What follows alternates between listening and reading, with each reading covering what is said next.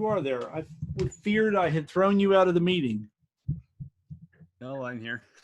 Cool. So, momentary pause.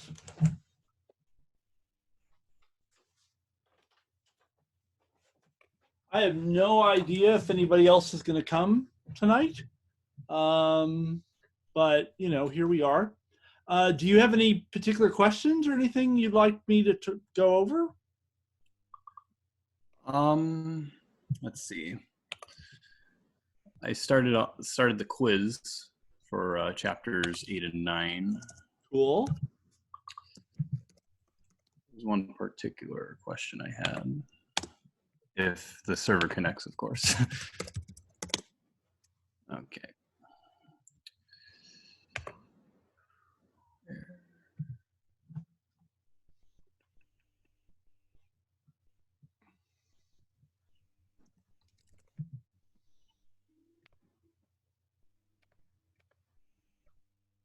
There it is.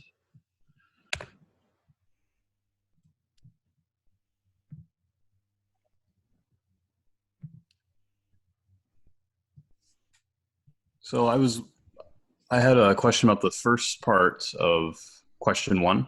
Yeah. The syntax is a little confusing to me. Sure.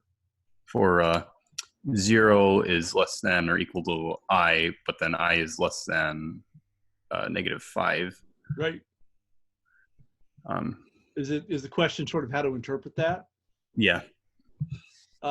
Here, let me spin up the whiteboard. And helps if I hit that button too. There we go. So, oh, go away, keyboard. Go away, out of the way. Thank you. So where is my cursor? There we go. So I need the sum. Oh, stop it. Oh, that's my problem. Sorry, I am not as prepared as I might have been. I need to put on the little magic glove so that the tablet doesn't think the heel of my hand is constantly trying to click on things. Okay, now, so we have the sum over I, 0 at most, I less than -5. Oops, and then it's I squared or something like that. It's 3 times I minus 2. Isn't super important to it. So your question's really about this part. So this is, if you think about how we say that in English, this is equivalent to 0 at most I and I less than -5. Does that make sense? Yeah. Now that, so 0, oh, well, sorry, didn't mean to do that. So if I is greater than or equal to 0 and I is less than or equal to 5, how many values of I make both of those things true? Like if we say draw a number line, hey Fitis, and let's say that's 0. Okay. So this part here says that I's got to be out here somewhere. This is the I greater than or equal to 0 part, right? Right. And then this part says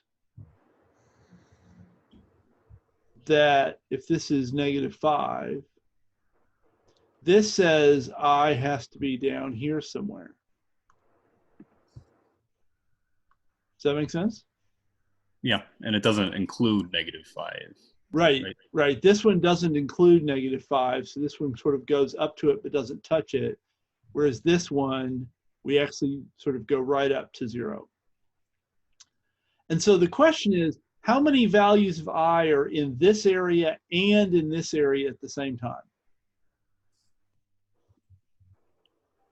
At the same time?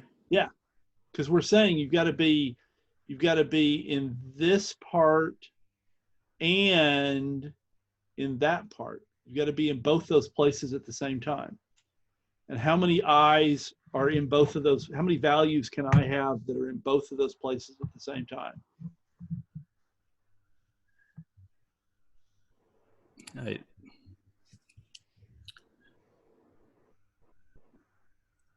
They're in completely different sections of the number line.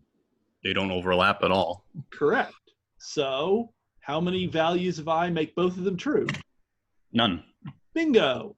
So that means this is always false.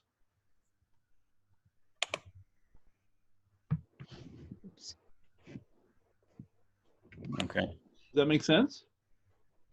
Yeah. And so it's false sort of by arithmetic, right? If you needed to ever justify something like that, it's not false by some rule that we've gone over, but it's false by just the way arithmetic works. All right. I suppose what puzzled me was how we're using integers, and true and false would be Boolean values. Correct. Oh, no, but that's okay here because the range is always supposed to be a Boolean.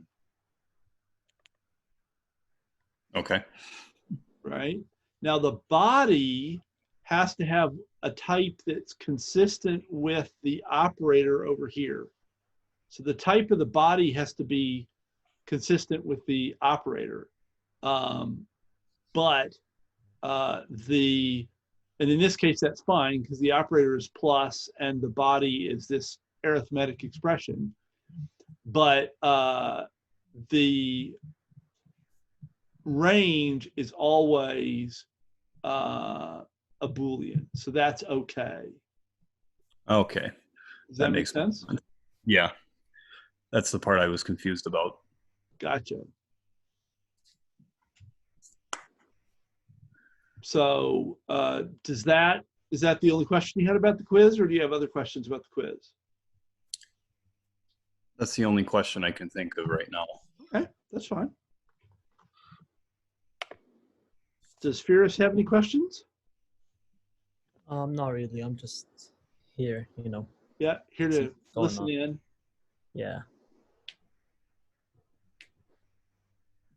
Either of you have any questions at the moment?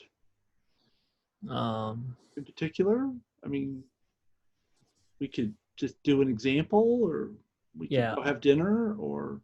I don't want to like make you wait, so I'll just ask a quick question maybe. Yeah, no, ask away. I'm here, right? I don't really understand the star stuff, like when you have a star, then something. Yeah. So like I think that confuses people a lot of times. So the oh, come here. So star X, let's say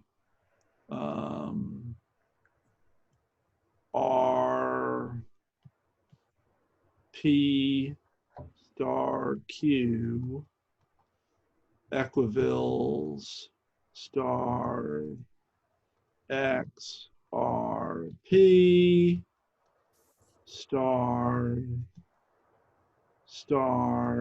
X R Q.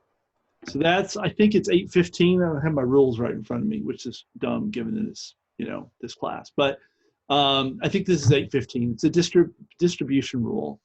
And all the star is here is it's a variable we can put an operator in for, as opposed to like X, which is a variable we put a value in, like 2 or 7 or the string Fred or true or false.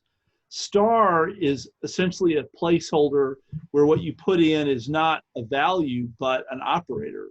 So this is a general rule that tells us things about addition.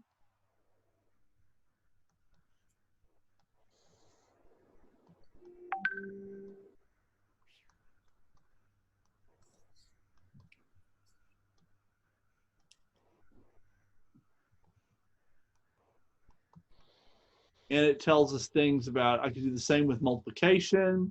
It also tells us things about and or. So for all is and. So, oops. Oh, right. Undo. Let's see, I want for all. Oh, stop it. Me and this control bar are going to just have a fight, I can tell. Oh, let's go away. So this is for all x are p, and for all x are q. So we're saying here, where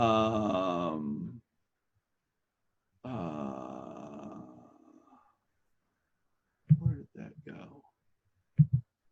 Here we are.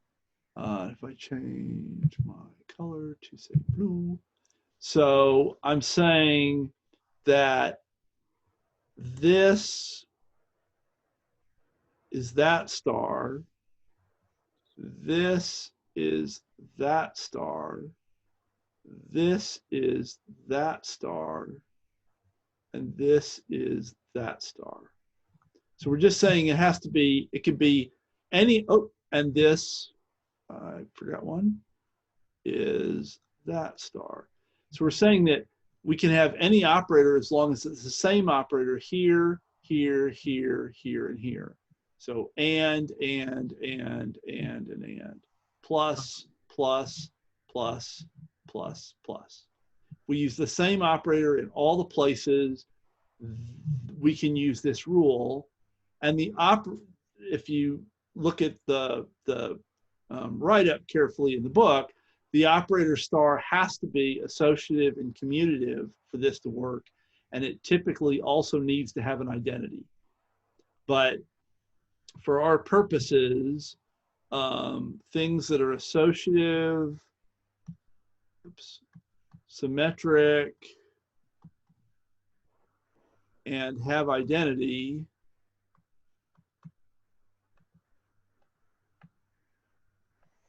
include plus, times, and, or, max, and min. All of those have those properties. So we can use any of these anywhere one of these stars appear. Okay. And then in chapter 9, basically everything is and or. Okay. And or are associative, symmetric, and have an identity. Okay. Does that make sense? Does that yeah, help? but do we get to choose like the sign we want to use, or like the question tells us? Usually the question will tell you.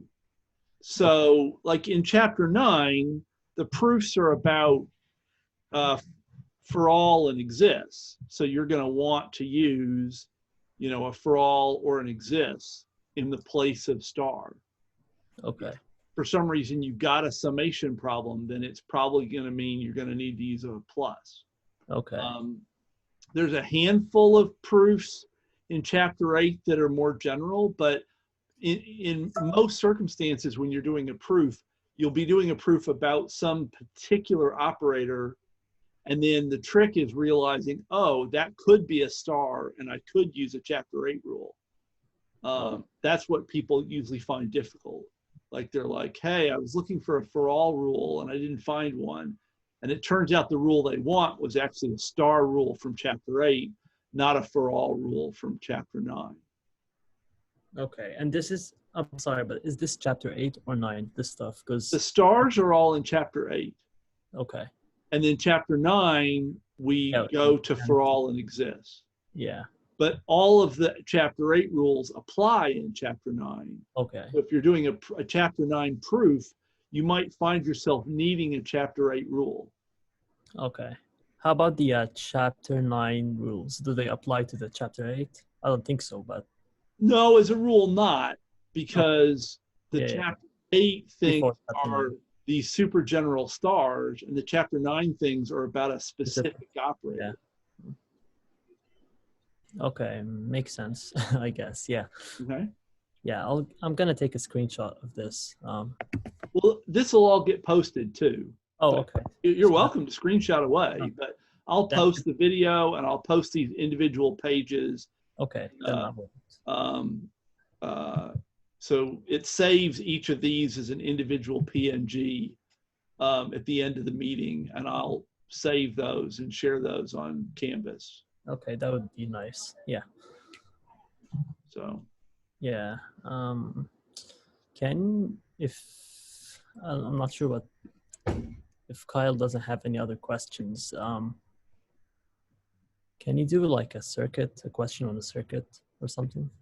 yeah, I mean, does Kyle have anything? Yes, or actually, have we? I don't recall. Did we ever discuss instantiation in class? Discuss what? Oh, Instantiation. instantiation? Instantiation. Yes, we did not. That's on the list of things for tomorrow. Okay. It was, and we can certainly talk about it here, but it was a possibility for yesterday if we had magically gone super fast. Well, we didn't magically go super fast. We went about as fast as I expected. So instantiation and meta theorem 9.16 are both things that we need to talk about, but we have not talked about yet. Okay. So we can totally do that. Finis, do you have a particular circuit question or question about circuits that you want to ask? It's just like I did good on the problem set on the circuits, but someone helped me. I didn't do them all on my own, everything. Yeah. So if you could do like any examples on it, because I don't really fully understand. I do understand how it works and stuff, but like it kind of gets confusing sometimes. Well, it would be useful if you could like pin down something specific. Like, is there an actual problem that it would be useful to do, or? I can open the book. Yeah. And while Finis is looking, so Kyle, did you have a question about instantiation that you wanted to talk about tonight? I suppose I was wondering if we could go through some examples. Sure. Applying instantiation. Sure, we can totally do that. So, did Finis find a thing? A circuit thing quick? Yeah, just you can if you want to answer his question first. I wouldn't mind. I think we could do a circuit thing real fast, and then you go and look at instantiation quickly after the circuit thing. So if you want to pick a circuit problem quickly, because I don't think they'll take very long. Okay, I can share desktop if you want to show you the questions. Well, I've got the book in front of me. Oh, okay. So if you give me a problem number, I can do it.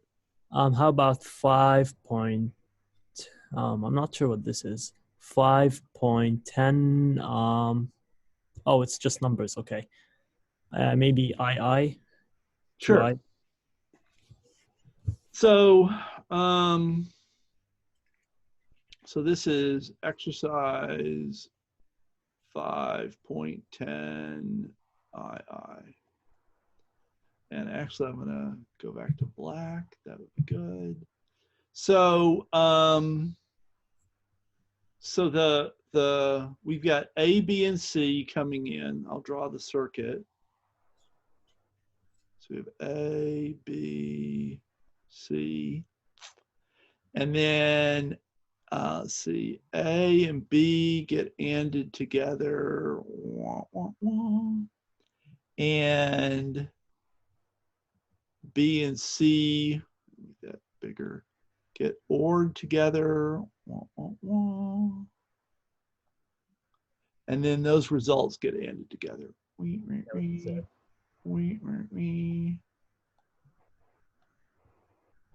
And that's Z at the other end. Okay.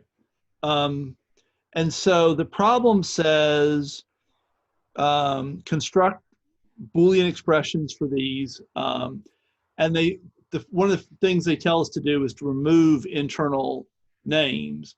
So to remove them, we have to actually put them in. So I'm going to give a name. I'll call this omega, and I'll call that theta. And so, what's omega? Omega is the output of an AND gate. What are the inputs to that AND gate? A and B. Yeah.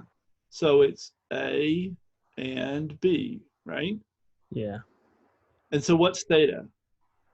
B or C, I guess. Yeah, B or C. Yeah. What's the dot on B? That's Oh, this dot? Mm-hmm. That's just saying that these wires are joined up, Okay, so as just opposed to like hopping over a wire. okay. So this is just splitting out and going to both places. Okay. Does that make sense? Yeah. And so then what's Z? This is the final answer, I guess. Yeah, but what is it in terms of its It's input? alpha and omega, or yeah, and alpha and omega. Omega and theta. Yeah. And so then it's asked us to remove internal names.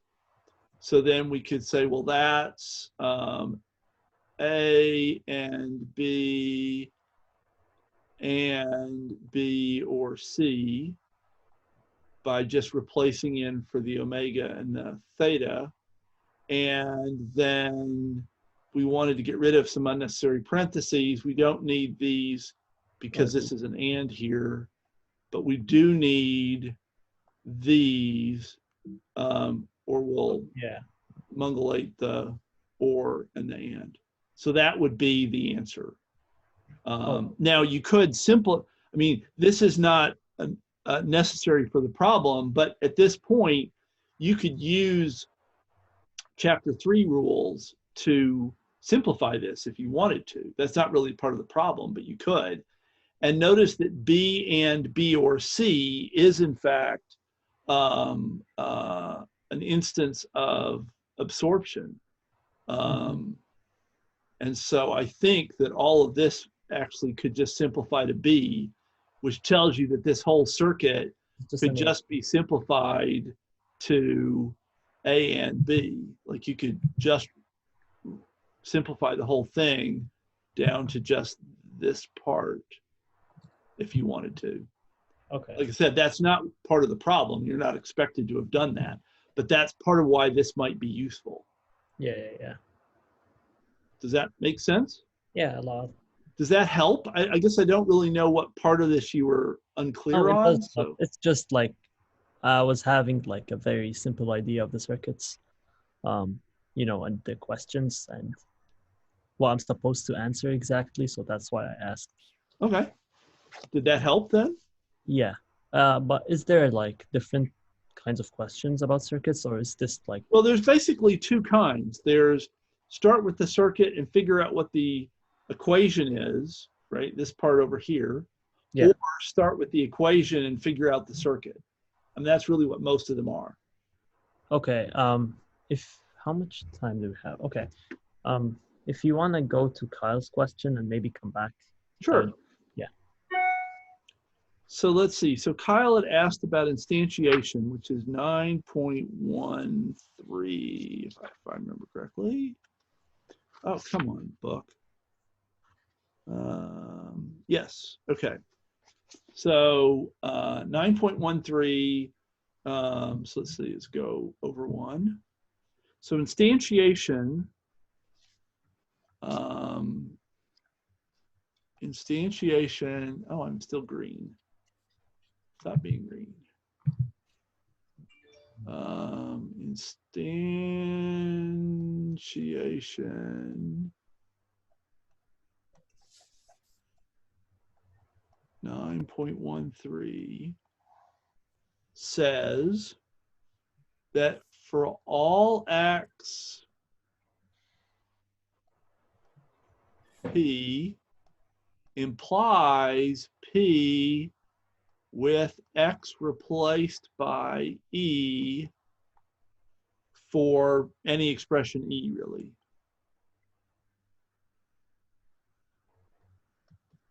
So, and then if I understand Kyle's question, it's sort of like, well, what the heck would we do with this thing? Is that Right. sort of the issue? Right. So one way to think about this is that we're saying P is true for every X. Well, if P is true for every X, then it's true for any X I want to put in there. So if I had something like for all X, X squared at least 0, which is true for real numbers, then that would imply that X squared is at least, oh, sorry, I meant to, let's actually do, that would, oh, you annoying thing, go away. That would say X squared is at least 0 for X being anything. So I could be like, oh, when X is 2y over W, right? Which is then equivalent to 2y over W squared is at least 0. So if I know this for all, I can say that that implies this statement, or frankly, any other statement where I put some real valued expression in where X goes.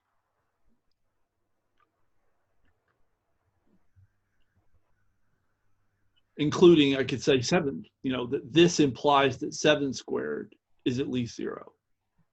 But this is not X anymore. No. Does the E part come in?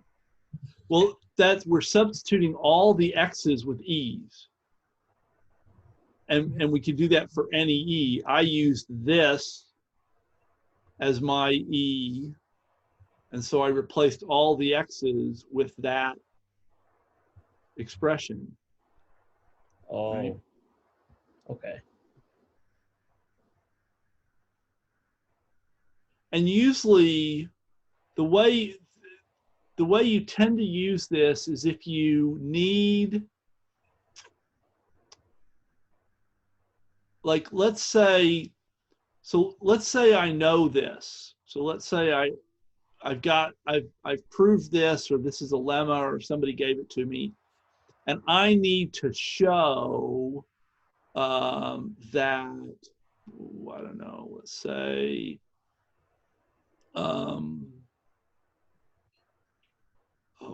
let's say I want to prove that 8 squared plus 5 is at least 0. Well, I could say that that follows from 8 squared is at least 0 by arithmetic.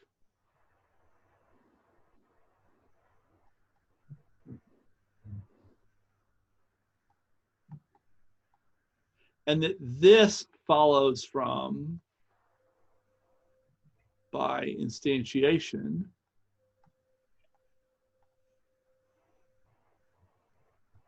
For all X squared at least 0. And then we say, like, done by assumption, or thing we assumed.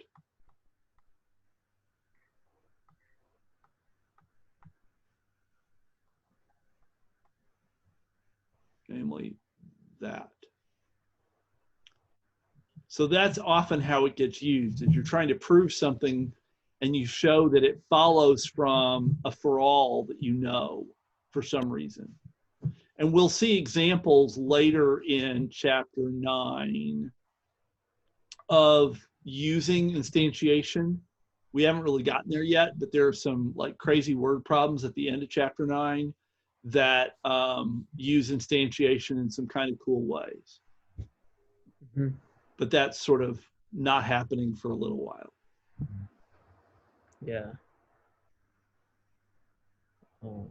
Did that make sense, Kyle? Questions? Yeah, that made sense. So one thing, we can manipulate X in any way in this instance.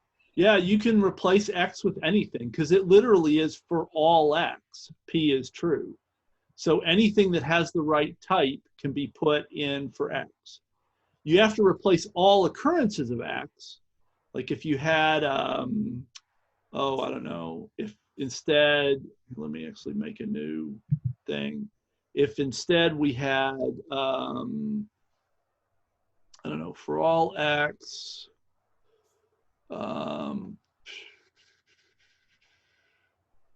um, X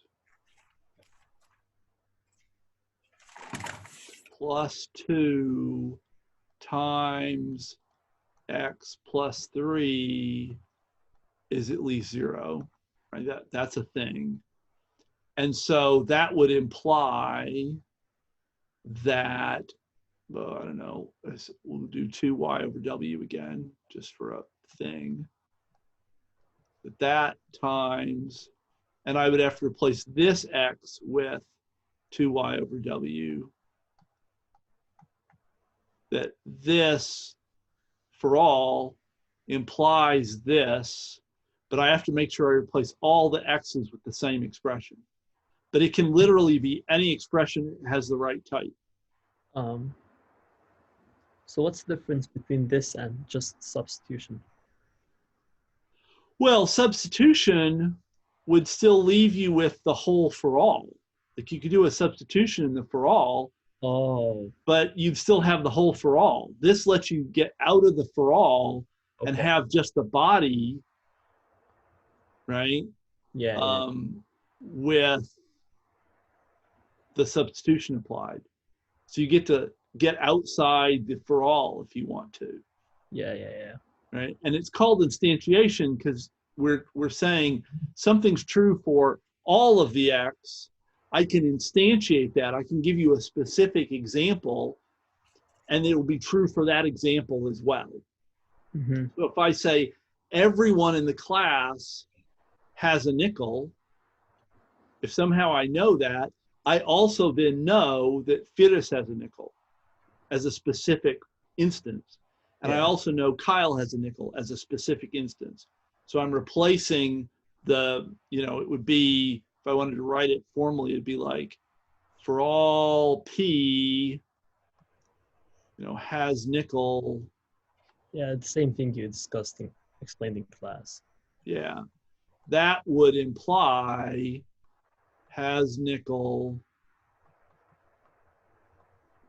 The whole class. Kyle as an example, right? Because if everybody has a nickel, then Kyle has a nickel. Mm-hmm. But this gets me outside of the quantification. Yeah.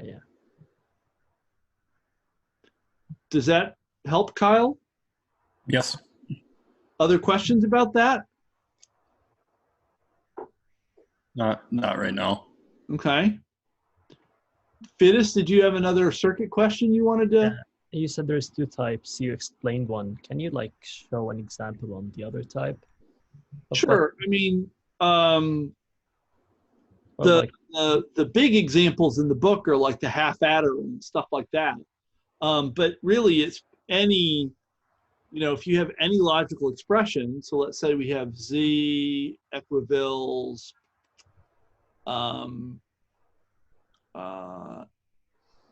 A and B or C, right, just as a thing, then I could make a circuit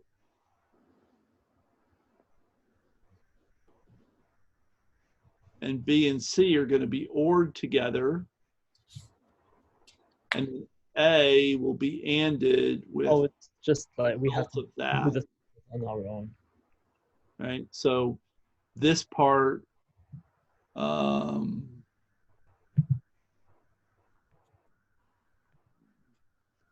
so this part here is this part of the circuit, right? And the A and part is sort of this part here. Uh-huh. Does that make sense? Yeah. So basically, we just have to do the circuit, like draw the circuit on our own. What?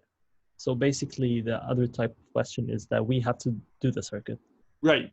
You're given some kind of Boolean expression, and your job is to come up with a circuit that implements that Boolean expression. Yeah. And that's the sort of work that well, actually, that's mostly done in software now. So for real people doing circuit design, they usually come up with logic like this, and then they just drop it into a piece of software, and the piece of software generates the design, because as you can tell, it's pretty mechanical. Yeah. I can't find it, but oh, it's in the okay.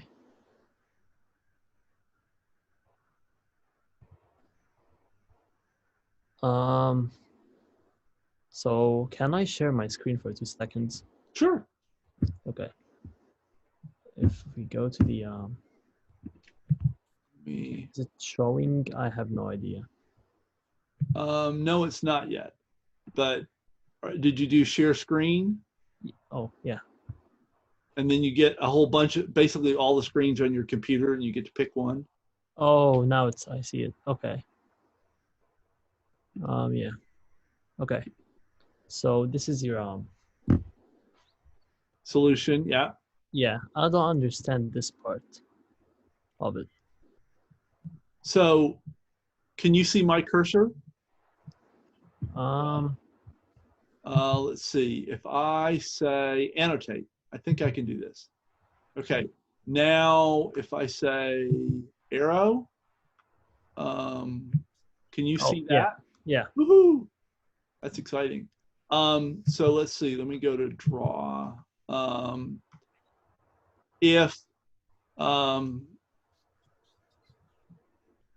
So this is the output of the circuit. So I'm just taking that and using that to get to here. So Z is theta or phi. And then I replace theta with A and B. Okay. And phi with not C. So this is that. Yeah. Oops. Sorry. Oh, yeah, that doesn't work very well, does it? And then the not, oh, actually scroll up a little bit. There you go. Keep going, keep going, keep going. Stop. There we go. Now it lines up. And then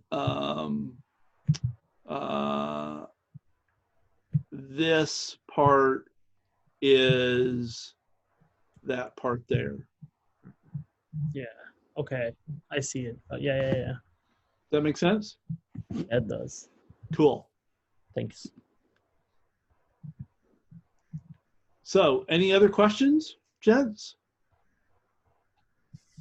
Yeah, but it's not about the it's like a quick question about like not the class. I just wanted to ask you, like, how are you feeling about the thing going online? Do you like it more? Or Well, I don't like it more. I mean, I'd much rather be in the same room with you people. You're interesting people. I'd rather like spend time with you.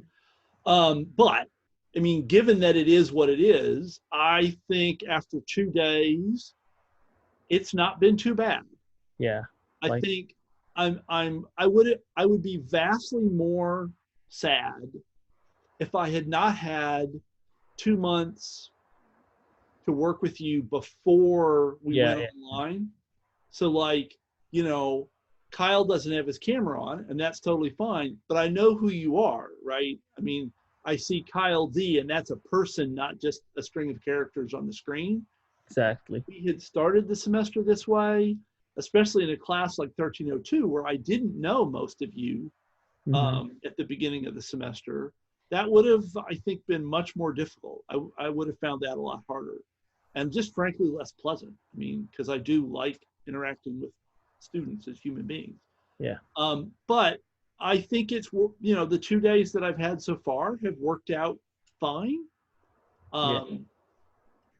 You know, weirdly, there will probably be some things that will be better about it. I mean, the fact that everything will be recorded Yeah. and Yeah. available later Nice. Yeah. actually is probably going to be nice for some people. Yeah. Like honestly, I like this more than class stuff. It's And that's fine. I mean, I think there are going to be people who are going to be like that. yeah. I think there'll be people who'll be really sad and preferred being in class. Yeah. So, you know, I mean, you can't make everybody happy, but No. I think it's going okay. And I'm not, you know, I'm less sad about it than I thought I might be. It's a lot of work. I'm spending way more time than I expected, like editing and posting videos. I seem to spend my whole life managing videos from meetings and classes, but I may have to try to figure out some ways to simplify that. But you know, it's generally, I think, worked out, and the students have been really good about it all. And I think we'll be fine. Yeah. I think we'll be fine. That's my short version at the end of the second day. Yeah. I think so too. I think like grades will go up a bit because like people I feel like focus more like when it's on screen and you know, not Yeah. sitting in the classroom, you know, in the back or something. Yeah, it Yeah. could be. I mean, but I think it depends on the person. I think there are Yeah. people that find it hard to focus on a screen and are much better, much happier when there's a human being. So Yeah. Depends on the person. yeah, you know, but if it works for somebody, that's a happy thing. Yeah. So, That's good. other questions from folks? I have another question about the course. Yeah. So I've been reading the emails about the different grading scales. Yeah. Is it even possible to change the grading scale of this class to S and N and have that be counted towards computer science major? So normally, no, but right now, yes. I mean, so essentially the rule, the normal rule is you can't use a class SN for your major. But the university has decided, and I agree with them, that that rule should be suspended for this semester. Yeah. So if you wanted to convert this class to SN, you could. It would still count for the major. Life would be fine. You'd still have to get a C minus. If you get low C minus, you wouldn't get an S. But if you got lower than a C minus, it wouldn't count for the major anyway, because we don't count D's for the major. You know, that doesn't change anything on that front. But yeah, majors are supposed to accept, and we certainly will in computer science, accept D's from this semester because of the special circumstance, or not accept D's, accept S's this semester because of the special circumstances. So if you feel like it makes sense for you to change this class to SN, it should have no negative impact on your computer science degree. Yeah. But does it count like as a C minus on the GPA or just an S class? SN just doesn't count at all on the GPA. I'm not going to change it. You know, if you converted this whole semester to SN, it would be, from a GPA perspective, like this semester had never happened. Oh, you just get the, Nothing would go up, nothing would go down. Yeah, it would just get the requirements. Yeah. Yeah. There are grad programs that have been known to be kind of grumpy about SN grades on your transcript. So if you're thinking of going to grad school, that could be a concern. But I know a number of grad schools have said already that they will not hold it against you if you have SN grades this semester, including the Twin Cities grad program has said explicitly that they're not going to hold SN grades against anybody this semester. So I wouldn't worry about that too much. And that's really about the only place I can think of where SN's ever been a problem for somebody. Mm-hmm. So yeah. Does that answer Kyle's question? Yep. Cool. And so I think you have until sometime in April to make the decision. The 15th. Yeah. So you've got 3 weeks to make the call. So don't feel like you need, for me, don't feel like you need to make a decision. And you know, it frankly makes my job simpler if you all just switch to SN, right? Then there's a lot of things I don't have to think about. In this class, that's not too much of an issue. It's It's more an 1,000. issue actually in software design. Yeah. Like all of you would just switch to SN, software design would become, we could just focus on building a project and not worrying about all the Big grade. details. Yeah. This class is a lot more obviously numeric, so it makes it, the grading's a little more straightforward in this class anyway. Other questions? I had one, I just forgot. So you're in the apartments, Fides, I'm guessing from the picture. Oh no, I used to live in the apartments. Now I'm in Indy. Oh, you're in Indy and looking across it. Yeah, it's like the balcony. Yeah. Okay, I'm with you. But you are on campus. Yeah, which Yeah. sucks, but nah, whatever. Well, you know, I haven't left the house in a week, so you know, I luckily have a bigger house and a cat. Yeah. So Yeah, Yeah. but it's nice. Sometimes it's nice. It's quiet, but it's sad. Yeah, yeah. it's kind of messy inside. Like someone gave me a couch. It's just, it's in the mid of the room, and I have no idea what to do with it. Oh. Yeah, but I guess like I feel like, oh, I remember the question. Okay, so about the midterm, will it be of the same difficulty as the first one, or harder, or easier, or? Well, I would shoot for, I mean, my goal personally would be to aim for it being about the same difficulty. You'll have longer, so that will probably make it easier for you in practice, but I'm going to try not to just expand the exam to fill like 4 days, right? I mean, that's not my goal. So my goal will be to have a similar sized exam, but you'll just have more time. Yeah, And that's going to be fun. yeah, that's good. I guess. I will try not to use this as an excuse to make everything twice as hard. Yeah. Well, yeah. Any other questions? And for the midterm, will it be cumulative in the sense that we'll get actual questions pertaining to, like, say, chapter 1, for instance? You certainly could.